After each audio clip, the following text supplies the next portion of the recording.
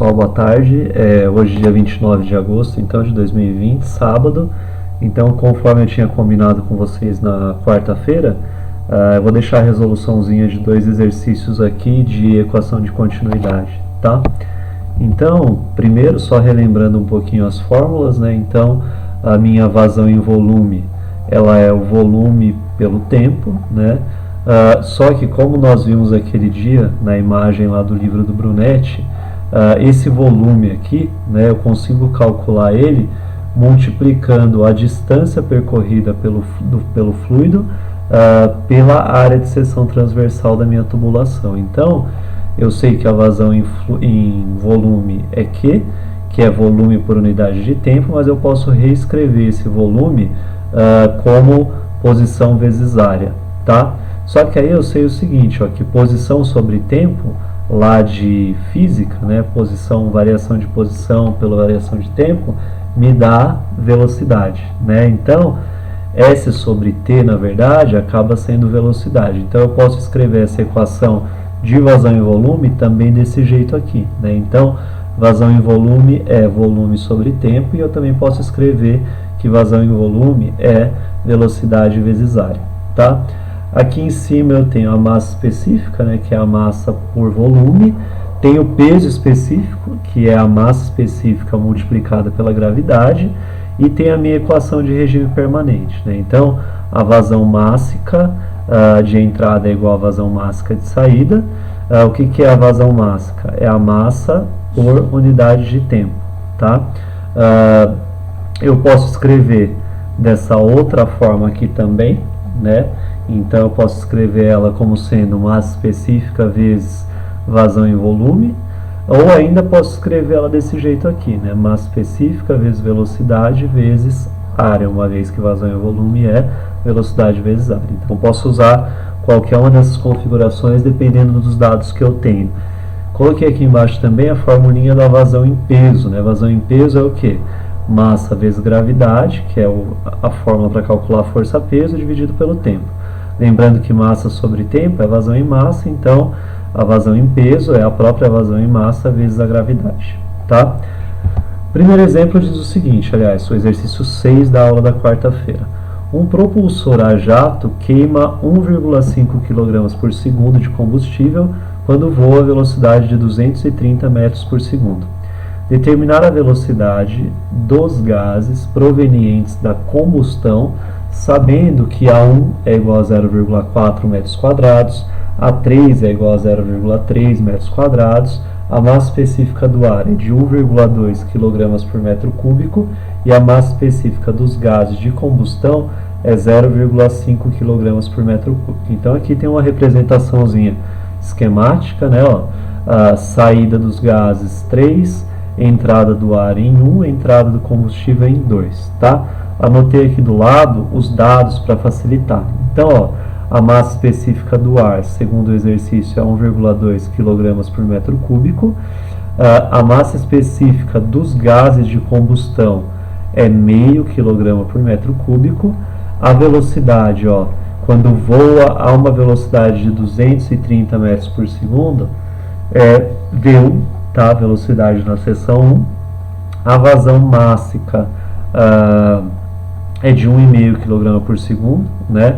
Que é a entrada aqui de combustível, ó. Um propulsor a jato queima 1,5 kg por segundo. Kg por segundo é a unidade de vazão mássica, tá? Então, de combustível, né? Então, é na entrada 2 aqui que eu tenho essa vazão mássica de 1,2 kg por segundo. Eu tenho a área da seção 1, que é de 0,4 metros quadrados, e a área da seção 3, que é de 0,3 metros quadrados.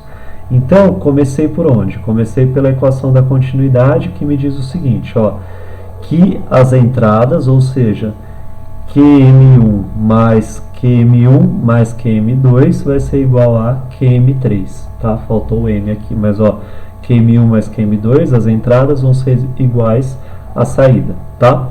Então, como que eu calculo a vazão mássica? Como eu tinha falado aqui, ó, eu posso calcular multiplicando a massa específica pela vazão em volume. Então, foi o que eu fiz aqui, ó. Massa específica do de 1 vezes a vazão em volume de 1, mais a vazão mássica de 2, que eu já tenho esse dado, então eu já vou usar ele pronto, igual a vazão em volume de 3 vezes a massa específica de 3. Tá? Então, o que acontece aqui? Eu posso, na verdade, ampliar um pouquinho mais essa equação, né? Eu ampliei chegando a essa última versão aqui. Então, como que ficou? Ó, vazão, massa específica 1 vezes velocidade 1 vezes área 1 mais QM2, porque esse dado eu já tenho pronto, ó, então não preciso separar ali nos termos da equação, igual a massa específica 3 vezes velocidade 3 vezes área 3. Vou substituir tudo que eu tenho, tá? Então a massa específica do 1 é a massa específica do A de entrada, 1,2, V1 é a velocidade de entrada, 230, vezes a área 1, que é 0,4, eu também tenho, substituir aqui, mais QM2, que é 1,5, substituir, igual a massa específica de saída, que é dos gases, que é de 0,5, vezes V3, que é a velocidade de saída que eu não conheço, vezes 0,3, que é a área da seção 3 aqui que eu conheço do enunciado. Fazendo essas contas e isolando o V3, eu encontro que a velocidade é de 746 metros por segundo aqui na saída, tá? Tudo bem? Beleza. O exercício 7, ele diz o seguinte, ó, determine a vazão na seção 1 da bifurcação abaixo, sabendo que as seções 2 e 3 transportam 4 e 5 metros cúbicos por segundo, respectivamente. Quais as velocidades nas 3 seções? Então, o exercício ele quer 4 dados aí. Qual é a vazão na seção 1, que é a seção de entrada aqui? Quais são as velocidades em 1, em 2 e em 3, tá? Eu tenho os diâmetros disponíveis aqui de cada trecho dessa tubulação. Então, o diâmetro da seção 1 é de 1.500 milímetros. Se eu dividir 1.500 por 1.000, eu transformo para metro, então D1 é 1,5 metros. D2 é de 900 milímetros, se eu dividir por 1.000, D2 é 0,9 metros. E D3 é de 1.200 milímetros, se eu dividir por 1.000, 1,2 metros. Então, eu já converti, já coloquei as vazões que eu conheço aqui também. Q2 é 4 e Q3 é 5 metros por segundo. Falta uma barrinha aqui, tá? Muito bem, pela equação da continuidade de novo, eu sei que a vazão 2 mais a vazão 3 são iguais à vazão 1, né? Ou seja, o que está entrando aqui é igual ao que está saindo na bifurcação. Se eu sei que a saída em 2 é de 4 metros cúbicos por segundo e a saída em 3 é de 5 metros cúbicos por segundo, está entrando aqui então a soma desses dois valores, que é de 9 metros cúbicos por segundo, tá? Beleza, determinei o valor da vazão de entrada, Q1. Aí, ó, eu sei que Q, vazão em volume, é a velocidade vezes a área. Se o objetivo do exercício também é encontrar a velocidade, para isolar a velocidade, a área que está multiplicando passa dividindo. Então, velocidade é vazão em volume sobre área.